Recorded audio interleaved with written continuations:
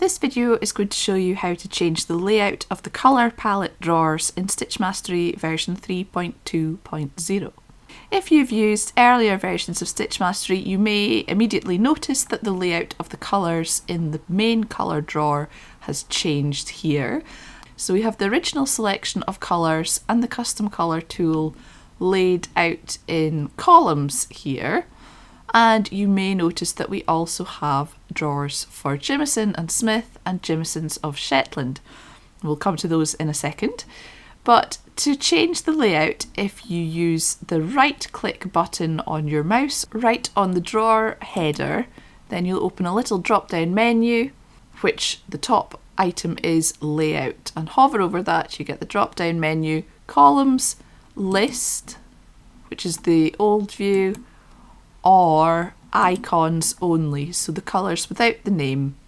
As before, you can pin your drawers open or closed. We'll link to another video which shows how to do that in the description below.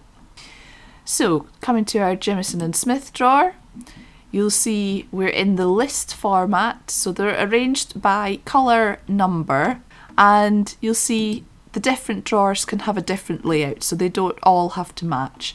And our Jamiesons of Shetland I've got currently on the icon view, but we can put that back to the columns and you'll see that they are also in numerical order. And the number of columns that you have depends on how wide you have the palette.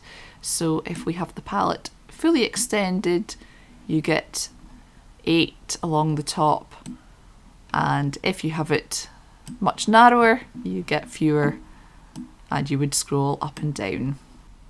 And there are two things to note about the colours that are here in these two palettes. The first is that they are based on the colours available from these two companies at March 2024. Now, we are not linked into their systems, so colours may become unavailable, they may introduce new colours, and we're not necessarily going to be able to issue an update each time that happens. But we know that these are very popular yarn ranges, especially for colour work, so we hope that you enjoy having these provided to play around with when you're designing. The other thing to note is that obviously some of these yarn colours are very heathered in real life, so the colours provided in the software are an averaging out of the colour. So they won't be perfect, it's not going to look exactly as a finished knitted item, but it's a close approximation so that you can try out different colours without having to actually physically start knitting.